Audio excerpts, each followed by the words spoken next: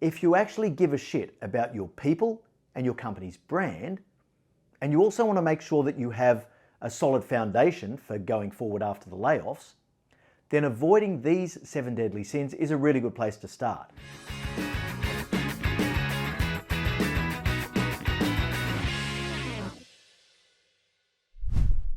A few weeks ago in a Q&A episode, Em and I answered a listener question about Elon Musk's handling of the workforce at Twitter. By all accounts, it's not going real well. Now, of course, I don't know Elon Musk. I only have access to the information that's in the public domain, same as you guys, so I tend not to get overly opinionated about what he's doing or his motivation for doing it. Only he knows. But one thing's pretty clear. The way he's going about the staff layoffs at Twitter is chaotic and destructive. Now, without getting too involved in the detail of that particular case, it seems timely to produce an episode that deals specifically with how to plan and execute redundancies and layoffs. You don't want to fall into the same traps as some of the more public shit shows that we've seen over the last year or so. There's a way to execute layoffs that gives you a high likelihood of getting the right outcomes, without slowing the process down to glacial speed. Now, although letting people go should never be done lightly, if you do find yourself in that position, it needs to be done in a way that's going to give you the greatest chance of salvaging value from that process and positioning your business for the future. Well, the Twitter circus is in town. There's been a huge amount of media reporting detailing Elon Musk's every move to the world at large. And I guess this is entirely understandable, as he seems to be totally comfortable airing his dirty laundry in public. Now, the repercussions on the people who work at Twitter is obvious, and we can only feel for them. But remember, this is part of their career stories, and it'll certainly build their resilience going forward.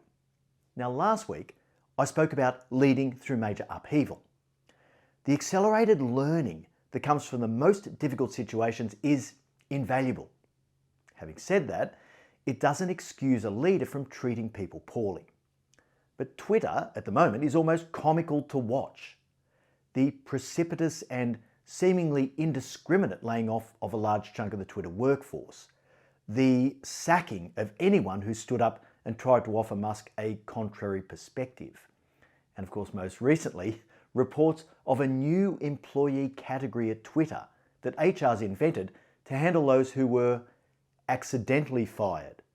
So they have a basis for rehiring some of the more critical employees who were terminated. Now, we produced a podcast ages ago. It was pre-COVID, if you can actually remember anything at all that happened before March 2020. It was episode 64, Restructures and Redundancies. And in this episode, I laid out some really practical tips for how to lead your people when the organization goes through this type of disruptive event, and how to execute on a redundancy program. Now, I'm not going to go into that detail here, so it's definitely worth tracking down the episode on your favorite podcast player. But I do just want to point out one really important principle about redundancies and layoffs. The key principle is to make sure you distinguish between different methods of termination. Termination for cause, termination for convenience, and termination by way of redundancy. Now, the lines have been a little blurred in recent times. For example, when the Better.com CEO fired almost 1,000 workers via Zoom earlier this year, he said it was because of the overcommitment to capability building and the market not growing as quickly as he'd anticipated. But then in another email, he accused a number of these staff of stealing from the company by working only 2 hours a day. So which is it? Is the role redundant, or are you not getting the performance from the person who's actually in the role? Musk had a crack at this too when he was trying to get Tesla employees to come back to the office. He said, "If you don't want to come back to the office, you can go and pretend to work somewhere else." In virtually every labour market in the developed world, the distinction between the various methods of termination actually matters, in both a practical and a legal sense. Termination for cause is when someone's sacked either due to lack of performance or another breach of their employment conditions. And causes can range from behavioural or performance issues through to gross misconduct, and everything in between. Now, except in the most extreme circumstances, These types of terminations should only come after the individual's been given really clear feedback and a reasonable opportunity to remedy the shortfall in their performance to meet your expectations for the standard you're setting. Now, this is a termination type that many leaders avoid because it requires the most work and it carries the most personal risk. This is the one that generates the most conflict, which many leaders simply aren't up for. They'd rather just be popular. But it's also the most brutal termination type for the employee because it's a real blow to the ego and the self-esteem. And there's usually a minimal amount of residual financial benefit, normally just any accrued leave or salary that's owing. The second category is termination for convenience. Now, many employment contracts have a clause that enables either party to terminate the contract at any point without reason. I refer to this affectionately as the love is gone clause. So sometimes, just like a no-fault divorce, the love's just gone, and either you want to move on or the organisation would like you to move on.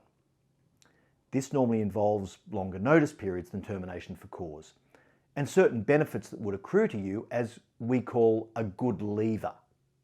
Now, this is used more often than termination for cause wherever it's available, but I've also led in many situations where termination for convenience simply isn't an option. For example, where lower levels of the workforce have their job security protected by blanket union negotiated agreements.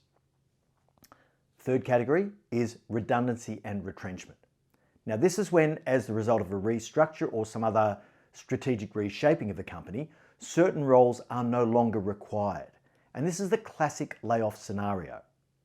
Redundancies by their nature are targeted to roles, not the individuals who happen to be in those roles. But even though it's probably the least controversial method of implementing job losses, it can also be the trickiest. Now, in recent times, we've seen the implementation of largely indiscriminate layoffs, which is super interesting because in my view, the number one objective of any redundancy program is to make sure that to the greatest extent possible, you don't lose your best people. Yeah, no shit, Sherlock, I hear you say. Look, even though this sounds like I'm stating the bleeding obvious, you'd be surprised at how many leaders I've seen break this cardinal rule. And it's not just the individual talent that matters either. You also have to be really aware of which roles are critical to the functioning of your business. So enter talent management and succession planning. Now, talent management is a critical facet of leadership and organisational development for so many reasons. For a start, if you actually believe that your people make a difference to business performance, why wouldn't you nurture and develop that capability? It's also critical to understand key person risk. How do you know where your vulnerabilities are in organisational resourcing if you haven't mapped your top talent and your critical roles? It's a prerequisite for knowing where to invest your scarce training and development dollars. And it provides a framework for managing your people's performance based on actual evidence, not just impressions and opinions.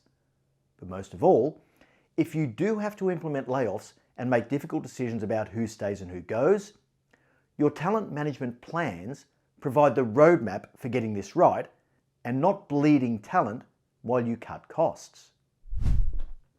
All right, let me get back to the point. When you have to implement layoffs, you'll find a number of competing factors. The first is value. How do you reduce your labour overheads without damaging the ability of your team to create value? The second is customer. Will the staff reductions be visible from your customer's perspective, or will it all happen rather seamlessly? The third is risk. You don't want to create gaps in critical performance areas like sales, operations, supply chain, and customer service. The fourth factor is talent. You don't want to lose your key talent while you're trimming the fat. And the fifth is speed. Whenever you're forced to lay people off, you want it done quickly, but not recklessly. And this is why it all begins with talent management. Once you have a really good idea of who your top performers are, it's much easier to be surgical about the layoffs. But here's the thing. If you don't already have a talent management framework in place, it's unlikely that you'll be able to get one together when you need to make layoff decisions. That would impede your ability to move quickly. Now, I find it staggering that some large companies seem so cavalier when it comes to managing their talent. They take years to build up their organisational resourcing and talent pools, and then they react in the blink of an eye when something goes wrong by laying off thousands of workers. Now, for me, this is a classic sign of mismanagement. Most companies in most industries don't have the luxury of managing their talent so haphazardly. But when a business is so profitable, the growth is virtually unconstrained, as it has been for many tech companies in the last 5 or 10 years, the almost endless supply of capital and labour forgives a lot of sins. Now, you may be thinking, Marty, this is all well and good, but I'm in a small business. We don't have either the time or the resources to invest in setting up a talent management system. But hey, look, this is almost never true. The key principle here, and this goes for pretty much everything that I cover in the No Bullshit Leadership podcast, is fitness for purpose. Now, we use exactly the same principles to run your CEO mentor that I used in multi-billion-dollar corporations. We just scale it back so that it's lean and fit for purpose. And the good news is that if you're in a smaller business, you're naturally dealing with a lot less people to manage and understand.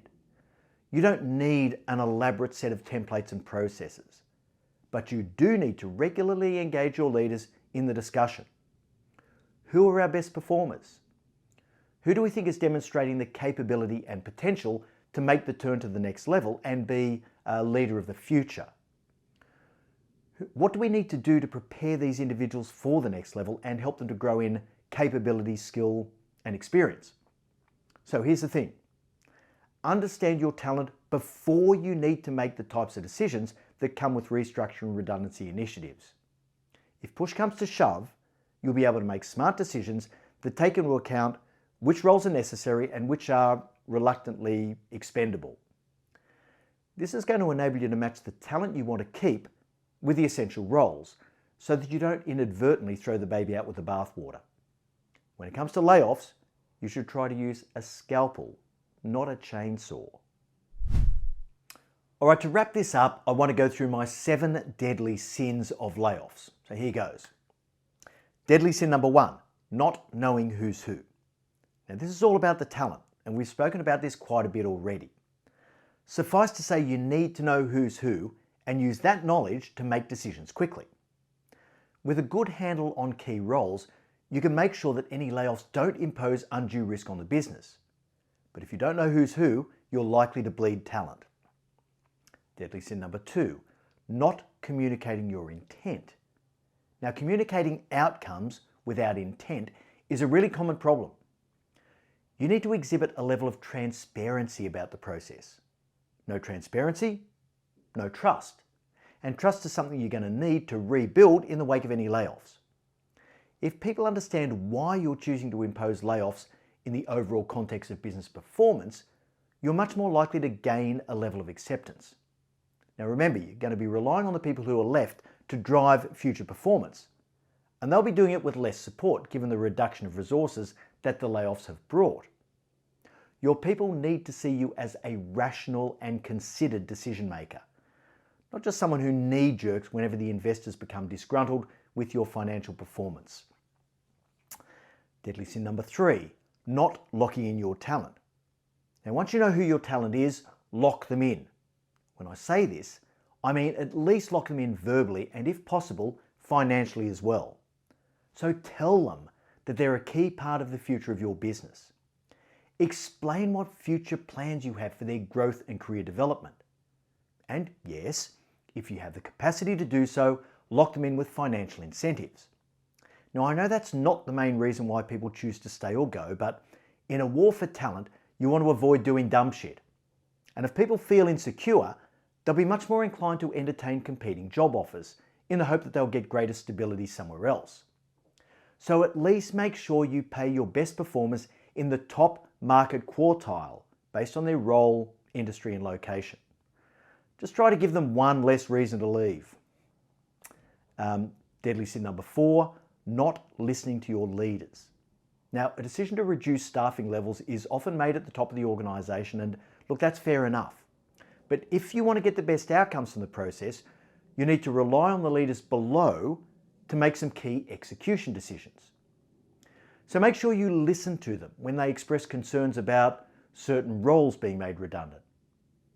Listen to them when they tell you about a person that's a high potential employee whom you wouldn't want to lose. Listen to them when they tell you about the risk of eliminating certain functions that you might think are non-core. You'll be much more likely to avoid the landmines if you pay attention to what your leaders through the various levels think. You're paying them to know this stuff, so why wouldn't you reap the benefits of their knowledge and judgment? Deadly sin number 5, not giving your leaders accountability. Now, once you have an overall shape for the layoffs, decisions on how to implement them should be made at lower levels. And they should be implemented by the line leaders who the affected people report to. Accountability for any decision should be pushed to the lowest practical level in an organisation. And it's no different when we talk about layoffs. Let the people closest to the action decide the best way to capture the savings, within the parameters they're given, of course, and let them be the ones who execute that plan. Deadly sin number 6, not delivering the news face to face. Now, it seems to be increasingly popular to give this type of bad news to people en masse, and this is pretty impersonal. A few years ago, a power station in Australia notified all its workers that the power station was going to be decommissioned in a few months' time and that they'd no longer have jobs. They were notified with a blanket text message. Now, we've seen bulk layoffs executed via Zoom, Twitter, and of course email. And there are even cases where the first inkling that a role's been made redundant is when you find you no longer have access to the corporate IT systems or your security pass ceases to operate. Remember, you have a leadership structure for a reason. Every leader should be accountable for breaking the news to any of their direct reports who are affected. Now, I know this can be a little bit difficult logistically, but it doesn't need to slow the process down too much. It just takes a little bit of thought and planning.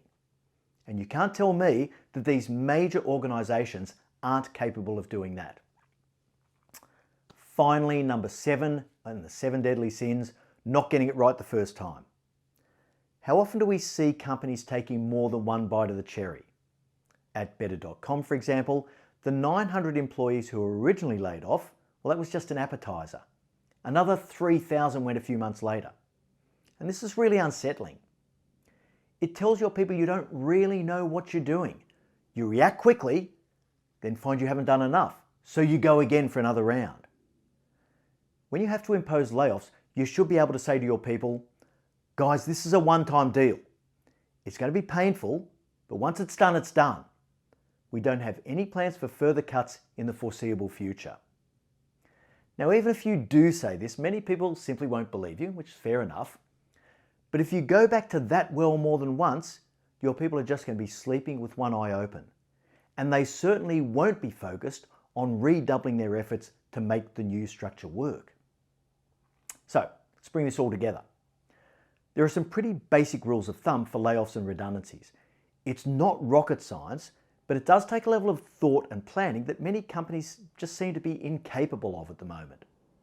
If you actually give a shit about your people and your company's brand, and you also want to make sure that you have a solid foundation for going forward after the layoffs, then avoiding these 7 deadly sins is a really good place to start. And just because some very prominent people are choosing to do things differently, well, remember that for us mere mortals, we're going to be relying on the goodwill and discretionary effort of our people for as long as we're leading them.